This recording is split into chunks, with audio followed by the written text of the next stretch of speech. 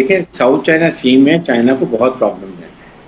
वहाँ पर अभी ऑस्ट्रेलिया भी है, जापान भी है, फिर इंडिया लाइक अमेरिका के 3 वहाँ पर बेड़े वहाँ पहुंचे हुए हैं। रोल कितना क्लियर है कि वो उन्होंने अपने तमाम हैवी इक्विपमेंट, रेडार्स और बाकी सारे मामला जो है वो पूरी बड़ी हैवी डिप्लॉयमेंट की है, रीइंफोर्समेंट की आगे वो पूरा तैयार है जंग के लिए।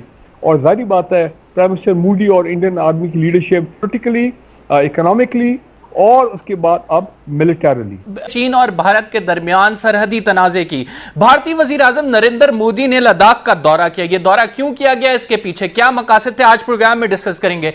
इस दौरे के दौरान नरेंद्र मोदी ने एक इंपॉर्टेंट स्टेटमेंट दी। मैं स्टेटमेंट आपको पढ़ के सुनाता हूं। The age of expansion is over, this is the age of development. History witness expansionist regime have either lost or were forced to turn back. यह स्टेटमेंट नरेंद्र मोदी की जानिब से दी गई, जिसको इंटरनेशनल मीडिया ने बड़ा हाईलाइट किया कि यह चाइना के हवाले से दी गई है।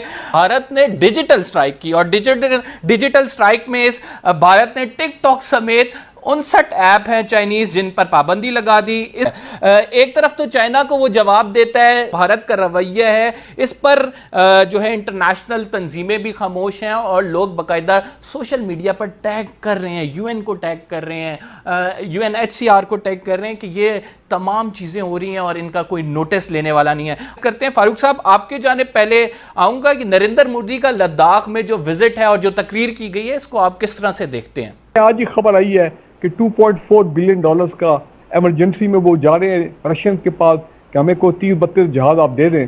वो भी जब उनको मिलेंगे देखी जाएगी। रोल कितना क्लियर है कि वो उन्होंने अपने तमाम हैवी इक्विपमेंट, रेडार्स और बाकी सारे मामला जो है वो पूरी बड़ी हैवी डिप्लॉयमेंट की है, रीइंफोर्समेंट की आगे वो पूरा तैयार है जंग के लिए। और जाहिर बात है प्राइम मिनिस्टर मोदी और इंडियन आर्मी की लीडरशिप पोलिटिकली, इकोनॉमिकली और उसके बाद अब मिलिटरीली। और लद्दाख के दौरे में खसूसन जो तकरीर की गई है, मैं चाहता हूं कि उस पर भी आप रोशनी डालें। मैं अब्दा आपसे सवाल करूंगा, जो स्टेटमेंट दी गई है नरेंद्र मोदी की जानिब से, इस पर आपका तजिया चाहूँगा। The age of expansion is over, और फिर उन्होंने कहा कि expansionist regime have either lost or were forced to turn back. Basically तो चाइना के हवाले से ये स्टेटमेंट दी गई है, किस तरह से आप इसके इंटरप्रेट करती हैं?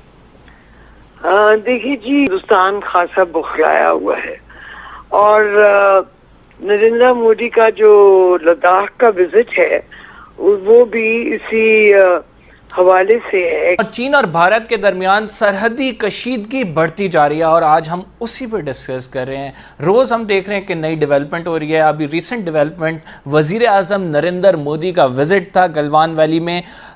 इसके अलावा इंडिया की जानिब से, वज़ारत ख़ारजा की जानिब से उनकी स्टेटमेंट जो दी गई है उसे मैं डिस्कस करना चाहूँगा। देखिए, पहली बात तो ये है कि ये सारा मामला तो प्राइम मिनिस्टर मोदी ने शुरू किया था 5 अगस्त को, जब आर्टिकल 370 उन्होंने इन्वोक किया और लद्दाख को जो है वो मर्ज कर लिया इन दी इंडियन यूनियन, जो जाहिर बात है चाइना को एक्सेप्टेबल नहीं है।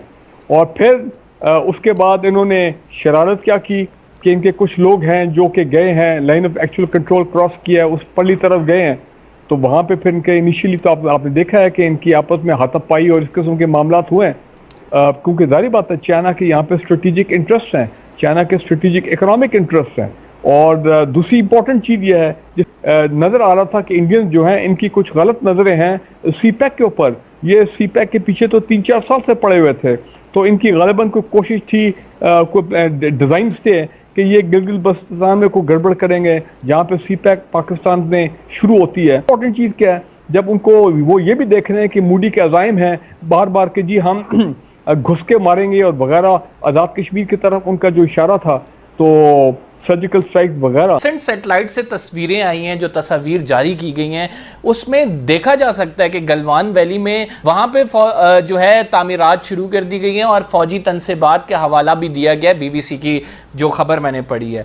तो इस हवाले से क्या गलवान वैली में जो तामीरात की जा रही हैं अब चाइना की जानिब से बहुत ही स्ट्रॉन्ग रिएक्शन शो कर सकता है?